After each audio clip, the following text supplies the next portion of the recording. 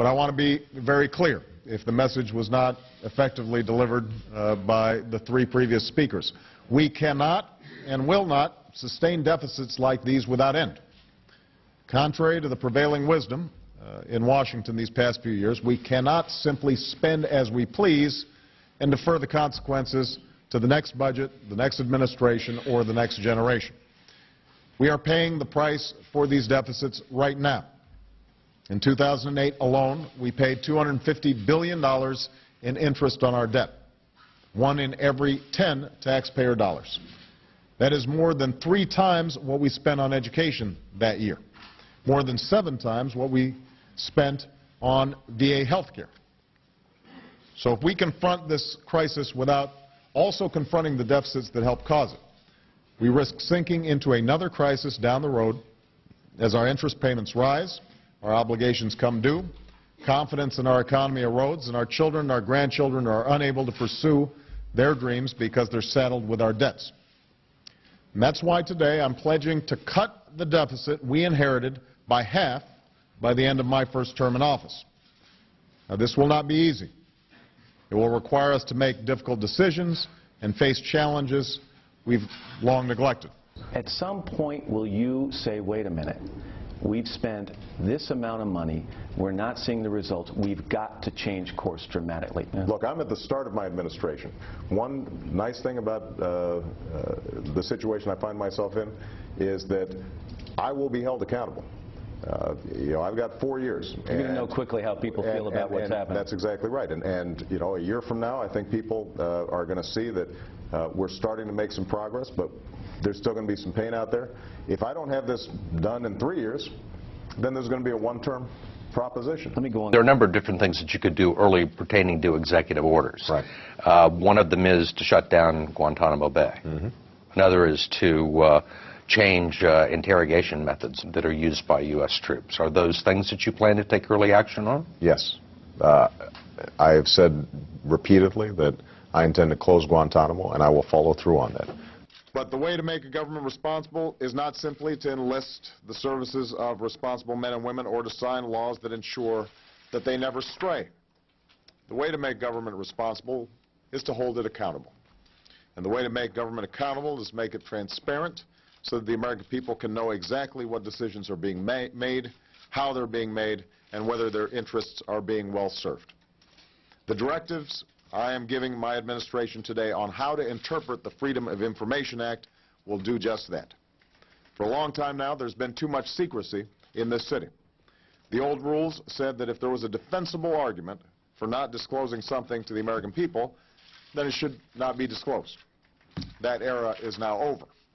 Starting today, every agency and department should know that this administration stands on the side not of those who seek to withhold information, but those who seek to make it known. To be sure, issues like personal privacy and national security must be treated with the care they demand. But the mere fact that you have the legal power to keep something secret does not mean you should always use it. The Freedom of Information Act is perhaps the most powerful instrument we have for making our government honest and transparent, and of holding it accountable. And I expect members of my administration not simply to live up to the letter, but also the spirit of this law. I will also hold myself, as president, to a new standard of openness. Going forward, anytime the American people want to know something that I or a former president wants to withhold, we will have to consult with the Attorney General and the White House counsel, whose business it is to ensure compliance with the rule of law.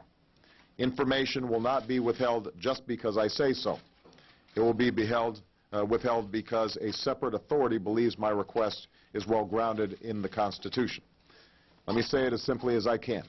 Transparency and the rule of law will be the touchstones of this presidency.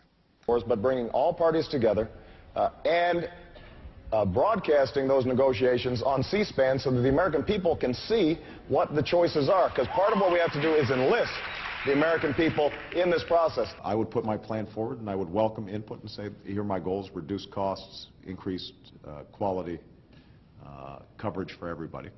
If you have better ideas, please present them. But these negotiations will be on C-SPAN.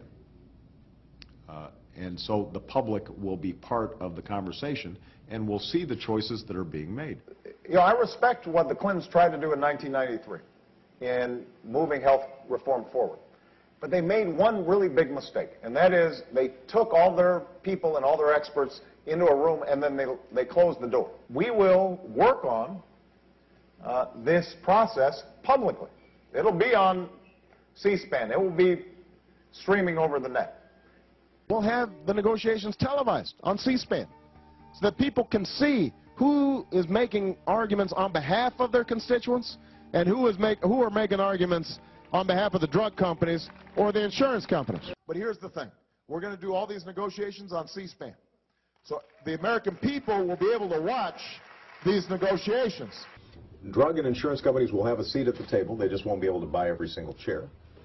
And we will have a public process for forming this plan. It'll be televised on C-SPAN. I can't guarantee it'll be exciting, so not everybody is going to be watching it. But it will be transparent and accountable to the American people. To the drug and the insurance companies who are still going to have a lot of power in Washington, and are still going to try to block reforms from taking place. So that's why I said, for example, that I want the negotiations to be taking place on C-SPAN. So I'll put forward my plan, but what I'll say is, look, if you've got better ideas, I'm happy to listen to them. But all this will be done on C-SPAN, in front of the public. And one of my jobs as the president will be to guide this process so that it's an honest process.